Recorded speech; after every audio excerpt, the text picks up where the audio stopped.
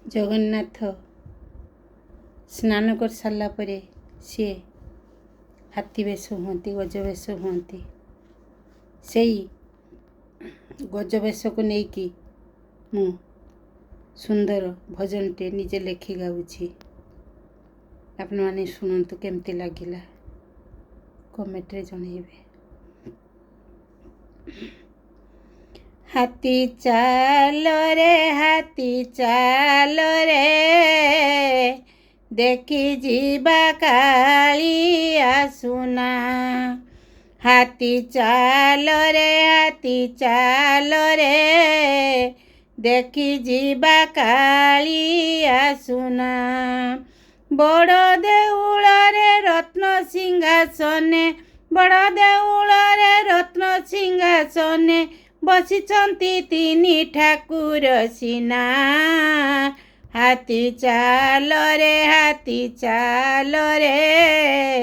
ଦେଖି ଯିବା କାଳିଆ ସୁନା। ହାତୀ ଚାଲ ରେ ଦେଖି ଯିବା କାଳିଆ ସୁନା।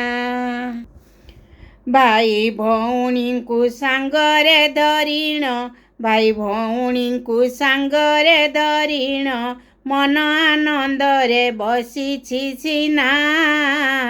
ହାତୀ ଚାଲ ରେ ଦେଖି ଯିବା କାଳିଆ ସୁନା। କେତେ ପାପି ତାପି କେତେ ରୋଗୀ ଭୋଗୀ, କେତେ ପାପି ତାପି କେତେ ରୋଗୀ ଭୋଗୀ ଧାଇଁ ଆସୁଛନ୍ତି ତା ପାଖେ ସିନା। ହାତୀ ଚାଲ ରେ ଦେଖି ଯିବା କାଳିଆ ସୁନା। ହାତୀ ଚାଲ ରେ ଦେଖି ଯିବା କାଳିଆ ସୁନା। ଗମ୍ଭୀରି ଭିତରେ ବସିଣ କାଳିଆ, ସବୁରିଙ୍କ ଦୁଃଖ ବୁଝୁଛି ସିନା। ହାତୀ ଚାଲ ରେ ଦେଖି ଯିବା କାଳିଆ ସୁନା।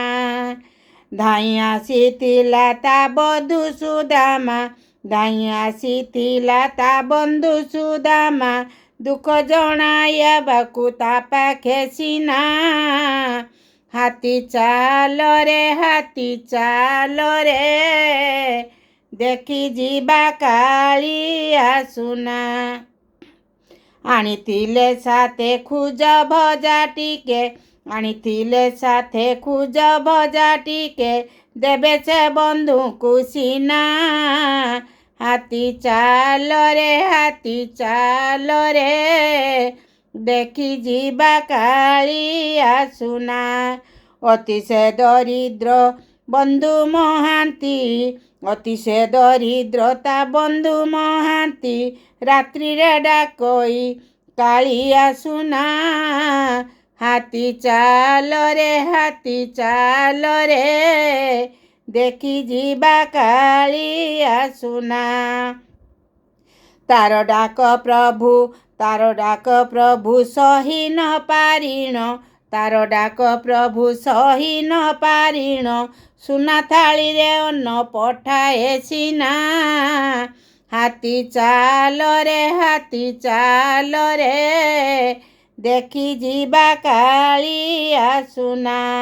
ମୋର ସୁନା ହାତୀ କପଟ କରିଲୁ, ମୋର ସୁନା ହାତୀ କି ତପ କରିଲୁ ତ ବେଡ଼ କେତ, ମୋର ସୁନା ହାତୀ କି ତପ କରିଲୁ ତବେ ଠାକୁର ହୋଇଲେ ସିନା। ହାତୀ ଚାଲ ରେ ଦେଖି ଯିବା କାଳିଆ ସୁନା। ହାତୀ ଚାଲ ରେ ଦେଖି ଯିବା କାଳିଆ ସୁନା। ଦେଖି ଯିବା କାଳିଆ ସୁନା, ଦେଖି ଯିବା କାଳିଆ ସୁନା। ଜୟ ଜଗନ୍ନାଥ।